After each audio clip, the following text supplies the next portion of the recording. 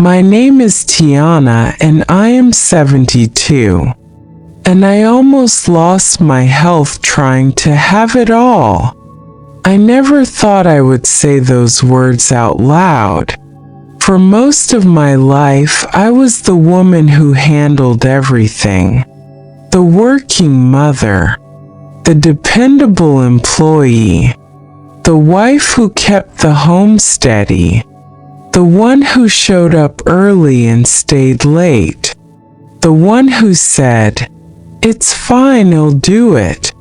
At 72, sitting here in this quiet room with my reading glasses slipping down my nose and my tea going cold beside me, I can finally admit something. I was tired for 30 years. Not just sleepy. Tired in my bones. Tired in my heart. Tired in ways I did not have words for. And I almost paid for it with my life. Am not here to teach you. Am not here to correct you. I am not here to judge your choices. Am here to confess mine. I was 29 when I had my first child. I was working full-time already. I remember holding that tiny baby in the hospital bed and thinking, I will give her everything.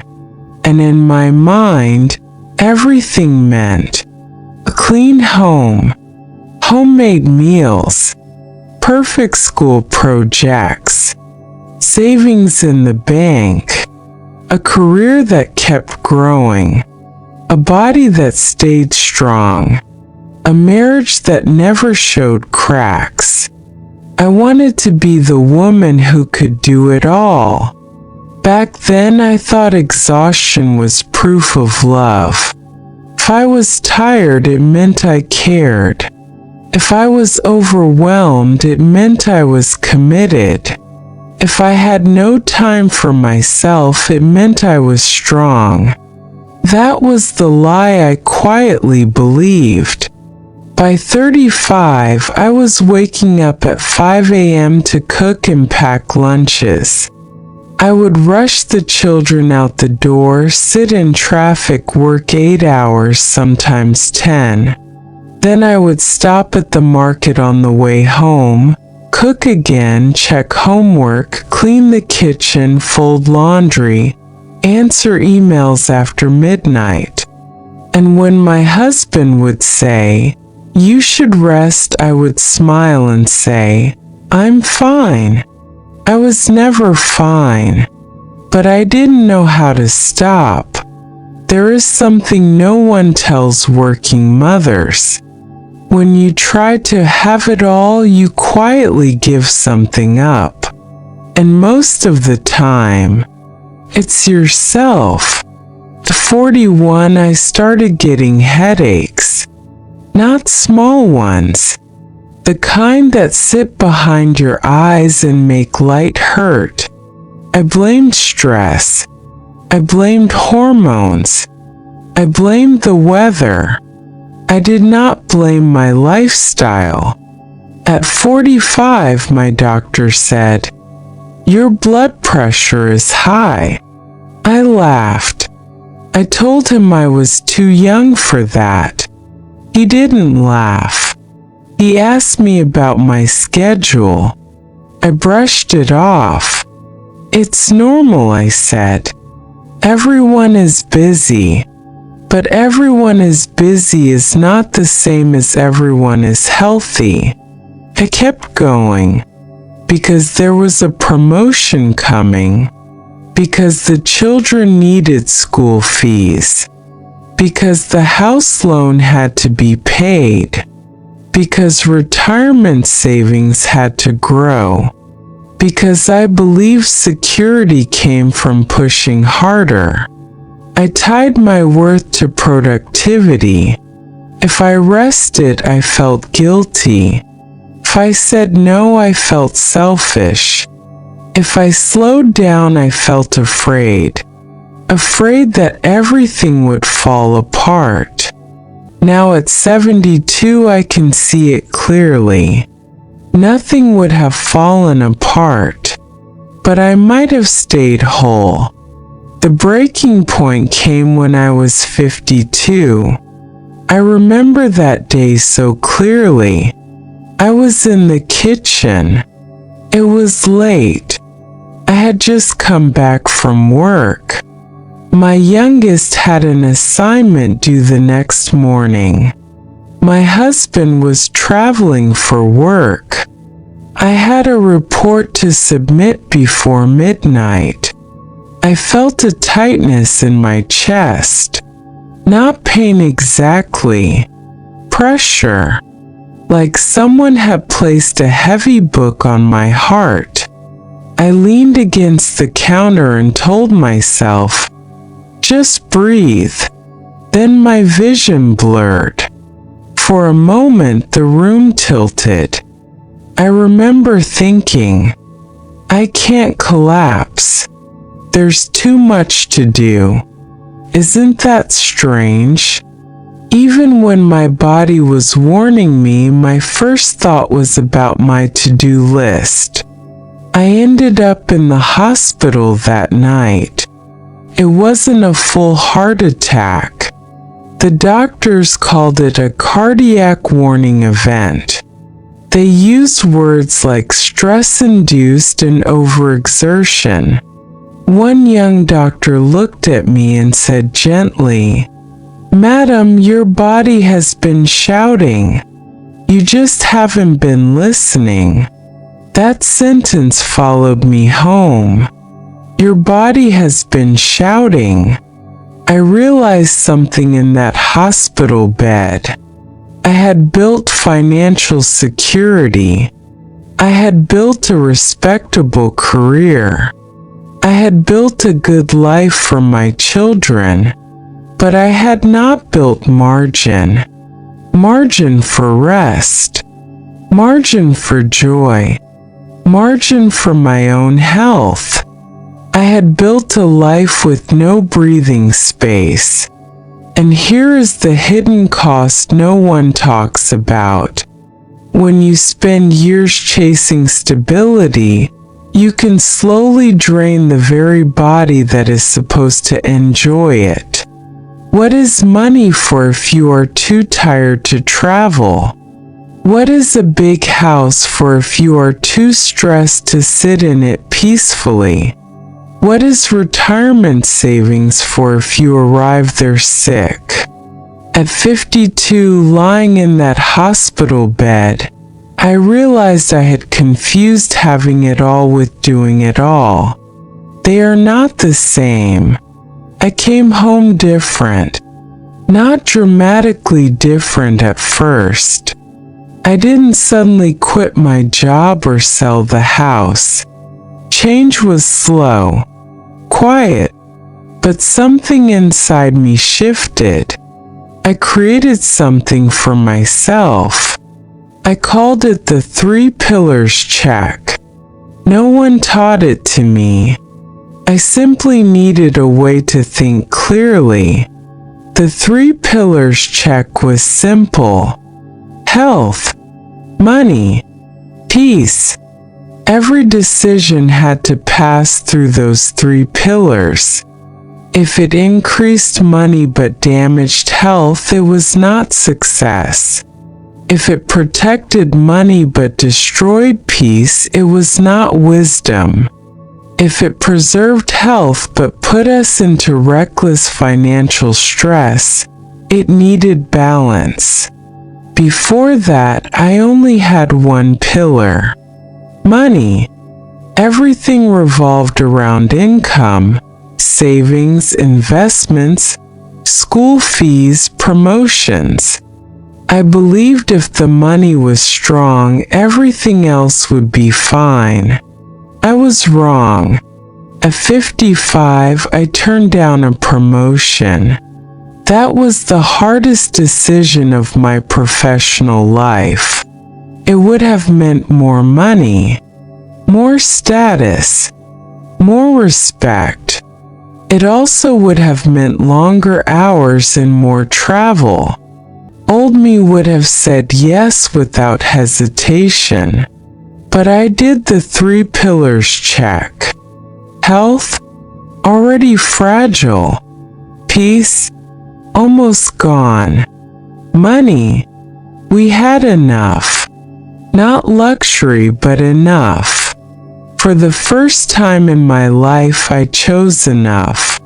And that word, enough, saved me.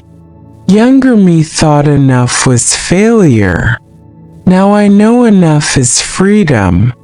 To the younger working mothers listening to me, I see you. I know what it feels like to want to prove yourself. To want your children to never struggle the way you did. To want financial independence so no one can control you. Those desires are not wrong.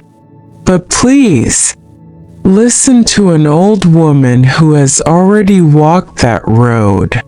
There is a hidden bill that comes later. Stress compounds just like money. You know how compound interest works in finance?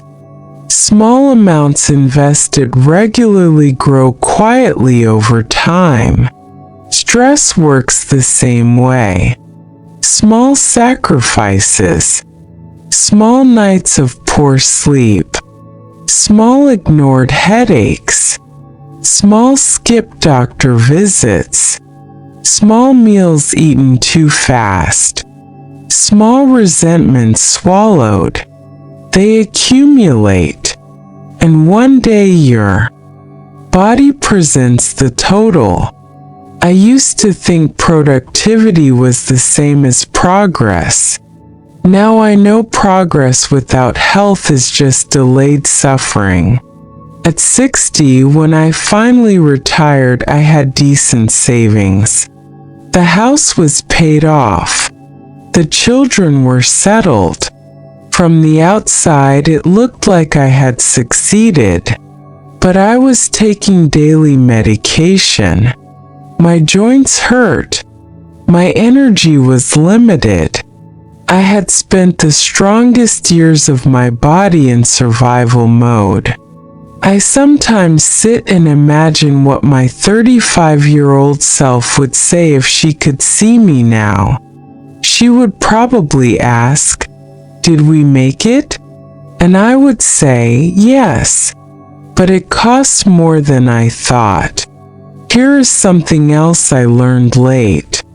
Children do not measure love by how exhausted you are. They measure love by how present you are. I missed moments because I was mentally at work. I rushed conversations because I was thinking about bills. I snapped at them because I was overwhelmed. I told myself, I'm doing this for them. But sometimes they just needed me to sit down. Not to achieve. Not to fix. Just to sit. At 72, my mornings are slow. I wake up naturally. I stretch gently. I drink my tea without checking the time. And sometimes I feel a small sadness. Not heavy regret. Just a quiet knowing. I didn't know at 35 what I know now at 72. I didn't know that rest is not laziness. I didn't know that saying no can protect your future. I didn't know that protecting your health is also a financial decision. Because illness is expensive. Hospital bills are expensive. Medication is expensive. Lost energy is expensive. Missed joy is expensive. We talk so much about budgeting money. We do not talk enough about budgeting energy. If I could whisper one thing to my younger self, it would be this. You cannot pour from an empty body. Not just an empty cup. An empty body. There were years I lived on caffeine and determination. I wore exhaustion like a badge of honor. People praised me. "You're amazing. How do you do it all? I don't know how you manage." Those compliments were dangerous. They fed the part of me that believed I had to keep proving something. Now at 72, I no longer want to be amazing. I want to be well. There is a difference. Well means I can walk without pain. Well means I can laugh without feeling breathless. Well means I can enjoy the money I worked so hard to save. Having it all is not wrong, but maybe all needs redefining. 30 all meant achievement. 40 all meant stability. 50 all meant control. At 72 all means balance. Balance between effort and rest. Balance between ambition and acceptance. Balance between building wealth and protecting health. If I sound calm, it is because time has softened me. The fire that once pushed me has cooled into something gentler. Wisdom, maybe. Or maybe just perspective. I no longer chase. I choose. I choose what deserves my energy. And energy, my dear, is more valuable than money. Because once it is gone, you cannot earn it back. If you are listening to me while folding laundry, or driving home from work, or answering emails late at night, pause for a moment. Place your hand on your chest. Feel your heartbeat. That rhythm is your real wealth. Everything else is secondary. I almost lost mine trying to prove I could do everything. I am grateful I was given a warning instead of an ending. Not everyone gets that. At 72, I move slower, but I think clearer. I have learned that success without sustainability is fragile, and motherhood without self-care becomes silent sacrifice. I am proud of the life I built, but I would build it differently now. I would protect my sleep. I would schedule rest like a meeting. I would invest early, but not just in retirement funds. I would invest in my body, in my mental peace, in saying no without explanation.